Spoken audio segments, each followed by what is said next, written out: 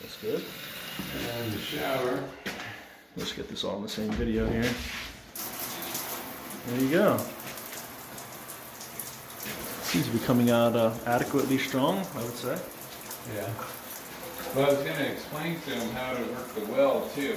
See, at first I was going to cut in off the main well, and thought that maybe the water pressure was low. Okay. But If you want to actually explain to the camera here, I'll just share his video. This video. oh, okay. Yeah. So. Well, out here they dug it up, and I was going to cut into the main well. So the way it works is if this well went down, you turn off the valve. Turn off this valve. This either pump, either well will run the whole property. Either well will run the whole property. So when you turn it in line, the valve is on. When you turn it off, it's running its own stuff. But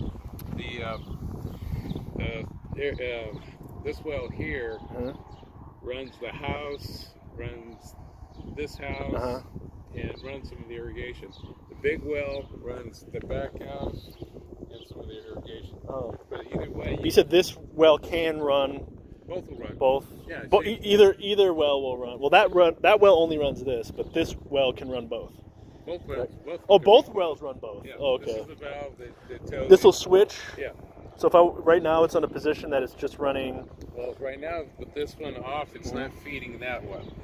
Okay, so that well, the pipe is running in and out. There's a T right there, and so it runs that way, and then it can feed this whole line going. It can run the whole place off that well. Okay. You can also run the whole place off this well. The only thing you got to do is turn this valve, which would allow. Right now, it would allow. If this one was on, it would allow it to run the whole thing, but you'd have to turn off that valve so it doesn't backfeed into that well. Okay. So the way it's positioned now. Where it's positioned now, it's running the irrigation along here, the irrigation in back, and that house. And right now, this well is running the front house, this house, and some irrigation. Okay. So the benefit is that if it ever gets to a point where one of the wells go down, see, I set it up that way. So in case, because I was going to go solar. We went solar, and they had to change that panel, which they do when they go solar. They would shut down this well because it runs off that meter. Yeah. That well runs off that meter. Okay. So you could have water regardless. Okay. Yeah. So no matter what, you got water. That's handy. And what happens when you switch the valve to the other position? Well, if I switch it this way, all I had is turn that one off by turning it perpendicular to the line, and that will run everything. So you bet. Oh, that would just turn this one off if you did that. You'd be turning this off, and then that well is the only one that we're actually running anything off of. But that wouldn't run at all. Or you could go vice versa. You could open this thing up and turn it off at that well, and this well would run everything. Okay.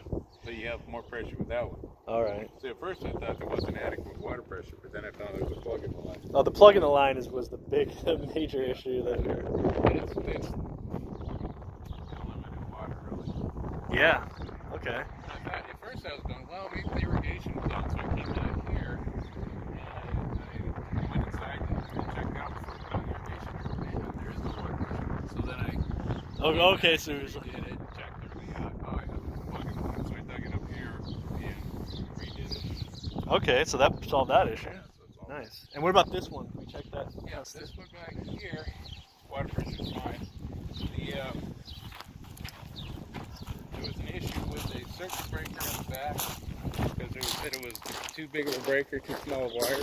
And he was correct on that. It's supposed to have a 20 amp breaker. Yeah. So I'm going to throw that one in. But the That's full easy. wire is adequate for running that size of size water heater. Okay. So Yeah, that's powerful. Yeah. works good. Yeah. That's So really yeah, nice. there's water on the outside, of course, of course the water in here. And there's a. Yeah, that's good. That's good water. The shower.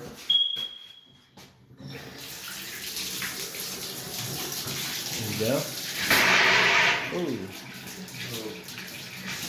It's getting the air out, yeah. And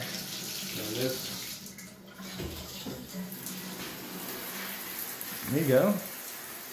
I mean, it's a good shower. adequate. Yeah, it's adequate. It could be stronger, and if I ran a water line from the big well, a 2-inch line, bought it around here, and then, you know, for whatever irrigation uses, you'd have like 3 tons of pressure. Okay. Right. I mean, that's plenty of pressure, I think. Oh, yeah. If you want to get some more, yeah, it can be worked out.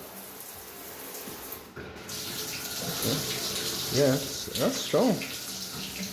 So just you don't want the irrigation lines running while Well, the the well is irrigation running. line, you know, like I say, you got, when you manage wells, a lot of times if you have, you know, you just kind of have set it up so water's at night and you got all your pressure for domestic use during the day. Yeah. And so, yeah, that's kind of what you do as far as water pressure. There's another thing you can do would be to add, see those 2 pillars out there? Those 2 cement blocks?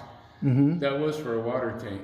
If you put a water tank up there, you could run a power assist pump, which really energizes the line.